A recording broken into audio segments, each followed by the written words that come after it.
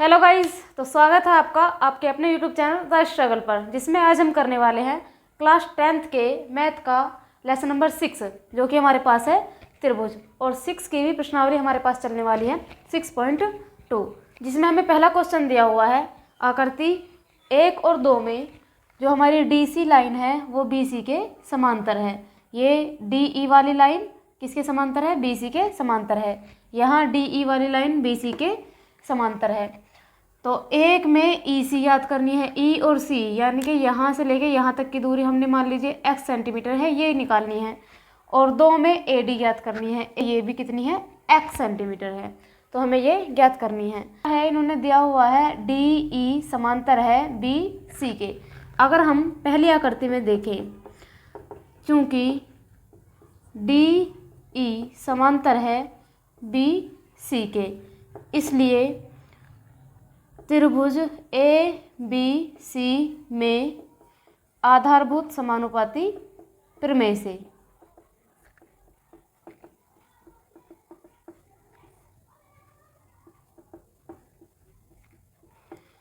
तो अगर किसी भी त्रिभुज में 2 लाइनें समांतर होंगी तो उसमें हम आधारभूत समानुपाती प्रमेय लगा सकते हैं। अब ये आधारभूत समानुपाती प्रमेय होती क्या है, आइए देखते हैं। आधारभूत समानुपाती प्रमेय हमने ली है त्रिभुज ABC में। तो इसमें हम देखेंगे कि AD ऊपर रखेंगे और इसी लाइन में नीचे वाला पार्ट नीचे रख लेंगे, यानी कि DB। तो AD बटे हमने लिख दिया है DB। बराबर में हमें लिखना है इस वाली AC वाली लाइन को भी इसी प्रकार, यानी कि AE बटे में EC। तो ये होती है हमारे पास आधारभूत समानुपाती प्रमेय। इसका एक और तरीका हमारे पास होता है, मेथड 2 भी होता है। उसमें क्या होता है, हम पूरा AB लेंगे ऊपर और नीचे ले लेंगे DB, और इसमें पूरा AC लेंगे ऊपर और नीचे ले लेंगे EC। तो वो दूसरा हमारा मेथड होता है। फाइनली हम इससे करते हैं, AD हमारे पास है 1.5 सेंटीमीटर बटे में DB हमारे पास है DB 3 सेंटीमीटर बराबर AE हमारे पास 1 सेंटीमीटर दी हुई है और EC हमारे पास है x सेंटीमीटर। हम देखेंगे तो 1.5 से अगर 3 में भाग देंगे तो 2 बार जाएगा, और 2 की 1 में मल्टीप्लाई करेंगे, x की 1 में मल्टीप्लाई करेंगे तो हमारे पास हो जाएगा x बराबर 2 एकम 2। तो हमारे पास x कौन सी भुजा थी? x थी हमारे पास EC। तो इस तरह हम कह सकते हैं कि EC हमारे पास कितनी आ गई? 2 सेंटीमीटर आ गई है। अब हम इसमें देखते हैं, इसमें भी कहा गया है कि DE समांतर है BC के। तो हम लिखेंगे चूँकि DE समांतर है BC के, और जब त्रिभुज में समांतर भुजाएं आ चुकी हैं तो हम आधारभूत समानुपाती प्रमेय लगा सकते हैं। इसलिए त्रिभुज ABC में आधारभूत समानुपाती प्रमेय से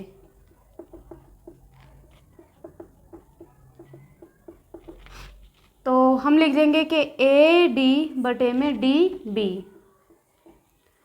बराबर AE इसके बटे में EC। AD हमारे पास x सेंटीमीटर है और DB हमारे पास है 7.2 सेंटीमीटर बराबर AE 1.8 सेंटीमीटर, वहीं EC 5.4 सेंटीमीटर। पॉइंट से पॉइंट हम काट देंगे। 18 तिया होता है 54, और 3 से अगर 72 में भाग देंगे तो 24 तिया 72। एक संख्या के आगे पॉइंट था तो एक के आगे लगा देंगे हम पॉइंट। तो x बराबर हमारे पास आ चुका है 2.4, और x ही हमारे पास क्या थी? AD। तो हमारे पास AD कितनी आ चुकी है यहाँ पर? 2.4 सेंटीमीटर। तो इस तरह हमारे इसका पहला क्वेश्चन होता है। अब हम इसका सेकंड क्वेश्चन देखते हैं। किसी त्रिभुज PQR की भुजाओं PQ और PR पर क्रमशः बिंदु E और F स्थित हैं। निम्नलिखित में से प्रत्येक स्थिति के लिए बताइए कि क्या EFQR के समांतर होगी। तो हमें इसमें 3 क्वेश्चन दिए हुए हैं। इन तीनों में हमें बताना है कि कौन से क्वेश्चन में जो हमारी EF आएगी वो QR के समांतर आएगी। अब समांतर कब आएगी? समांतर जब आएगी जब हमारी आधारभूत समानुपाती प्रमेय किसी इन तीनों में से किसी भी त्रिभुज में बिल्कुल ठीक ठीक लग जाएगी। तो आइए देखते हैं।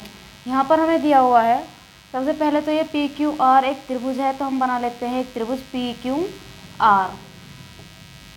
इसमें दिया हुआ है पी ई 3.9 सेंटीमीटर, तो हमें यहाँ पर ई और एफ लाइनें बना लेते हैं। तो पी ई हमें दी हुई है 3.9 सेंटीमीटर, ई क्यू हमें दी हुई है 3 सेंटीमीटर, वहीं पी एफ हमें दी हुई है 3.6 सेंटीमीटर, एफ आर हमें दी हुई है 2.4 सेंटीमीटर। इसमें हम आधारभूत समानुपाती प्रमेय से करते हैं।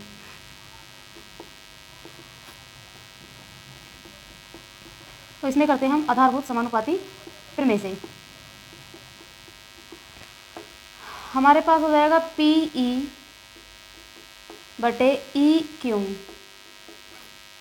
बराबर पी एफ बटे में एफ आर। तो पी ई हमारे पास दी हुई है 3.9 सेंटीमीटर, वहीं ई क्यू हमें दी हुई है 3 सेंटीमीटर। पी ई हमें दी हुई है 3.6 सेंटीमीटर, वहीं एफ आर हमें दी है 2.4 सेंटीमीटर। देखिए यहाँ से पॉइंट कट जाएगा, और यहाँ अगर हम पॉइंट काटेंगे तो नीचे क्या आ जाएगी, हमारे पास 0 आ जाएगी।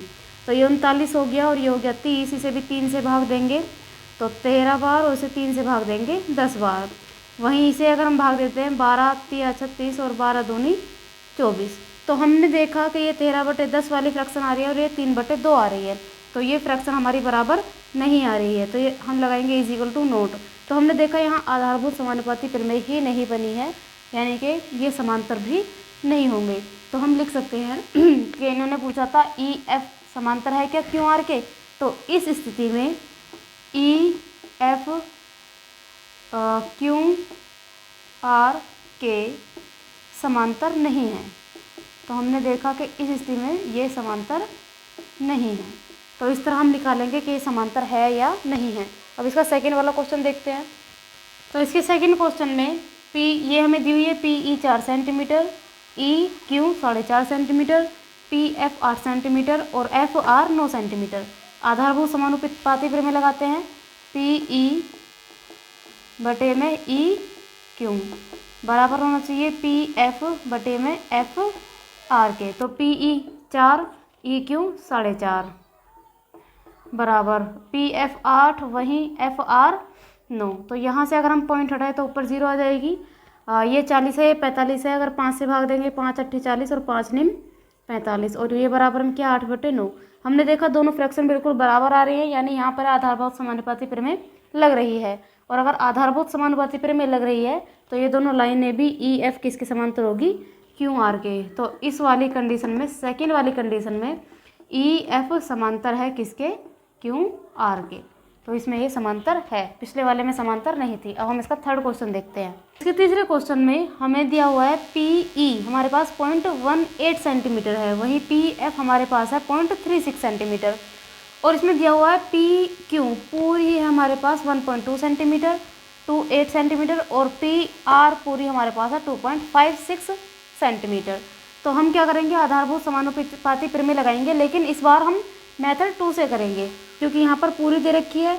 वैसे हम पी क्यू में से पी ई माइनस करके ई क्यू बहुत आसानी से ला सकते हैं, लेकिन इसका घटाने से अच्छा हम दूसरा मेथड भी लगा सकते हैं, क्योंकि दूसरा मेथड भी हमारे पास है। और दूसरा मेथड हमारे पास है पी ई बटे हो जाएगा पी क्यू, पी ई के बटे में हम पूरा पी क्यू रख सकते हैं, और इधर हो जाएगा पी एफ बटे में पी आर। तो पी ई हमारे पास थी 0.18 सेंटीमीटर, वहीं पी क्यू हमारे पास है 1.28 सेंटीमीटर। पी एफ हमारे पास है 0.36 सेंटीमीटर, वहीं पी आर हमारे पास पूरी दी हुई है 2.56 सेंटीमीटर। यहाँ भी 2 अंकों पर पॉइंट है, यहाँ पर भी 2 पर है, तो ये दोनों कट चुके हैं। और यहाँ 2 अंकों पर पॉइंट है, यहाँ पर भी 2 अंकों पर पॉइंट है, तो ये भी दोनों कट चुके हैं। ये हमारे पास है 18/128, और ये हमारे पास है 36/256। तो इसे काट लेते हैं।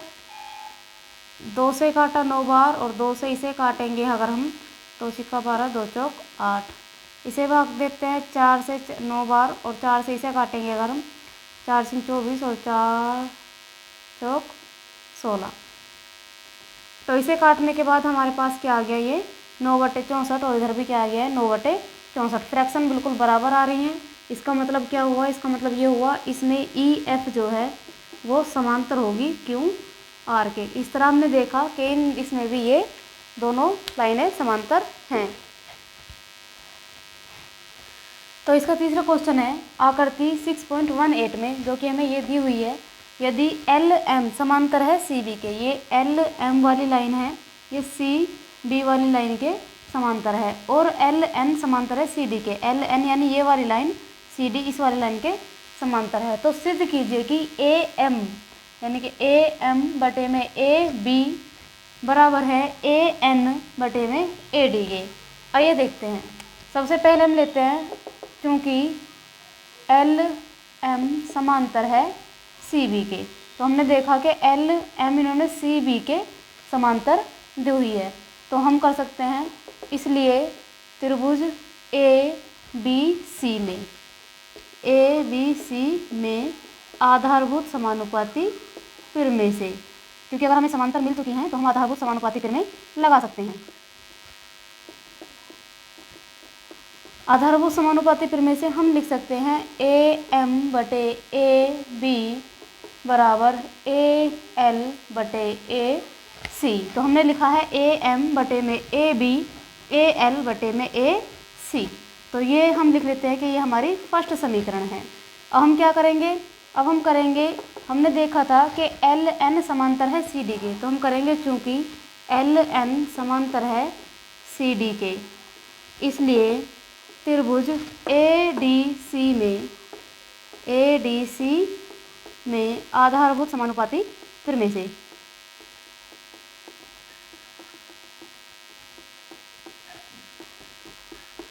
तो इसमें हम आधारभूत समानुपाती प्रमेय लगाते हैं। ये हमारे पास हो जाएगा ए एन बटे में ए डी, क्या लिखा है हमने, ए एन के बटे में लिखा है ए डी, और दूसरा हम लिखेंगे ए एल बटे में ए सी, ए एल बटे में ए सी। तो ये हमारे पास हो चुकी है कौन सी, सेकंड समीकरण। अब हम करेंगे समीकरण फर्स्ट व सेकंड से।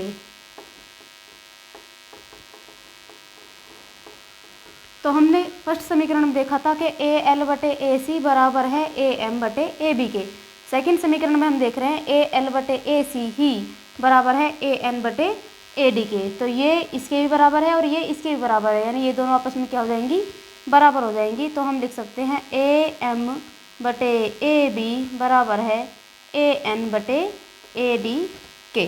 तो यही हमें सिद्ध करना था। तो इसका फोर्थ क्वेश्चन है, आकृति में डी ई समांतर है ए सी के। तो डी ई ये वाली लाइन, ए सी इस वाली लाइन के, ये वाली लाइन जो है इस वाली लाइन के हमारे पास समांतर दी हुई है, और डी एफ समांतर है ए ई के। डी एफ ये वाली लाइन इस वाली लाइन के समांतर दी हुई है। तो सिद्ध कीजिए कि बी एफ बटे में एफ ई बराबर है बी ई बटे में ई सी के। तो हम क्या करेंगे, चूँकि डी ई समांतर है ए सी के, इसलिए त्रिभुज ए बी सी में आधारभूत समानुपाती प्रमेय से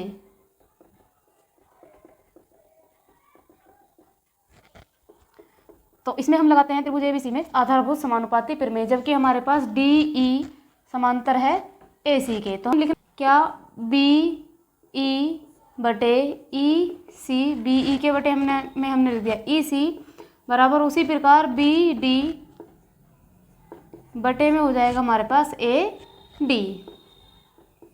तो ये हमारे पास हो गई कौन सी समीकरण, फर्स्ट समीकरण हमारे पास हो गई है। अब हम देखते हैं आगे, इसने बोला हुआ था डी एफ समांतर है ए ई के। तो चूंकि डी एफ समांतर है ए ई के, इसलिए ये वाली लाइन इस वाली लाइन के समांतर दी हुई है, यानी यहाँ तक के त्रिभुज की बात की हुई है, बी ए ई तक के त्रिभुज की बात की हुई है। तो हम करेंगे त्रिभुज बी ए ई में आधारभूत समानुपाती प्रमेय से।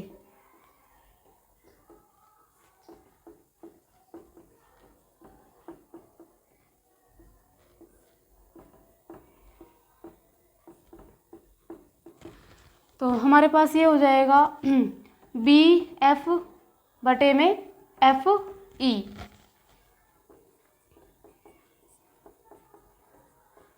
तो बी एफ बटे में हो गया एफ ई। अगर हम ऊपर लेंगे बी डी बटे में हो जाएगा डी ए। तो बी डी बटे में हो जाएगा ए डी कह लीजिए या डी ए कह लीजिए, बात एक ही है। तो ये होगी हमारे पास सेकंड समीकरण। अब हम क्या करेंगे, अब हम करेंगे समीकरण फर्स्ट व सेकंड से। तो हम यहाँ देखेंगे बी डी बराबर बटे ए डी बराबर है बी एफ बटे एफ ई के, और यहाँ देखा हमने बी डी बटे ए डी बराबर है बी ई और ई सी के। तो बी डी बटे ए डी यहाँ इसके बराबर और यहाँ इसके बराबर, यानी ये दोनों भी आपस में क्या होंगी, बराबर होंगी। तो हम लिख सकते हैं कि बी एफ बटे एफ ई बराबर है बी ई बटे ई सी के, और यही हमें इसमें सिद्ध करना था। तो इस तरह हमारा 4th क्वेश्चन होता है। अब हम इसका 5th क्वेश्चन देखते हैं। आकृति 6.20 में डी ई समांतर है ओ क्यू के। तो डी ई ये वाली लाइन है हमारे पास जो कि समांतर है ओ क्यू के, यानी इस वाली लाइन के, और दिया हुआ है डी एफ समांतर है। तो डी एफ यानी ये वाली लाइन समांतर है ओ आर के, यानी इस वाली लाइन के। तो दर्शाइए कि ई एफ यानी कि ई एफ वाली लाइन क्यू आर वाली लाइन के समांतर है। आइए देखते हैं। यहाँ पर दिया हुआ है चूँकि डी ई समांतर है ओ क्यू के, तो इसलिए हम लिख सकते हैं, तो डी ई और ओ क्यू, डी ई और ओ क्यू हमें दिख रहा है पी ओ क्यू वाले त्रिभुज में। तो हम कर सकते हैं इसलिए पी क्यू त्रिभुज पी क्यू ओ में आधारभूत समानुपाती पिर से।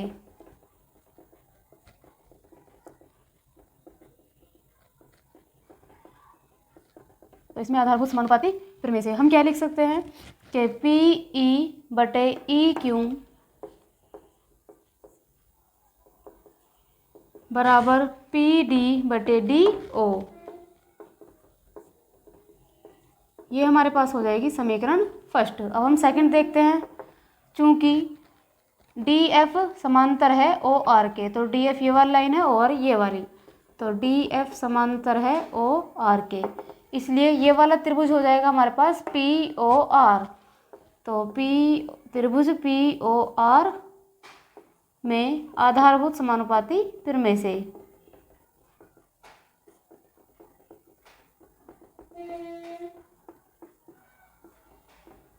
तो इसमें आधारभूत समानुपाती पिर से हमारे पास हो जाएगा पी एफ बटे एफ आर बराबर पी डी बटे डी ओ।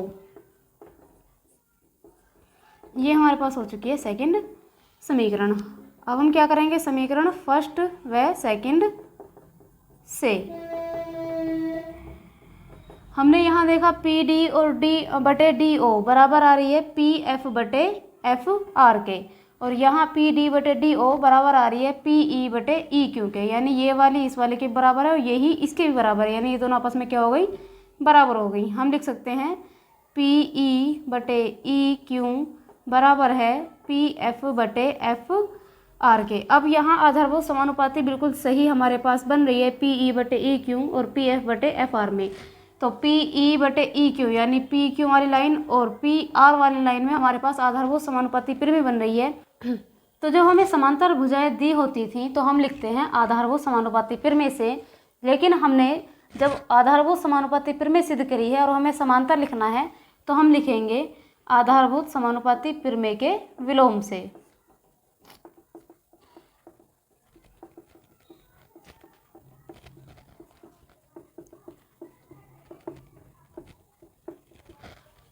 ये क्या हो जाएगा हमारे पास हो जाएगा ई एफ समांतर हो जाएगा क्यू आर के। इस तरह हमारा ये 5th क्वेश्चन भी हल होता है। अब इसके बाकी क्वेश्चंस हम अपनी सेकंड वीडियो में कवर करेंगे। तब तक आप इसे अच्छे से ध्यान पढ़िए, ध्यान दीजिए। इसमें से एक ना एक क्वेश्चन एग्ज़ाम में ज़रूर ही आता है, तो इससे बहुत इजी कॉन्सेप्ट से समझाया है, आप अच्छे से पढ़िएगा। धन्यवाद।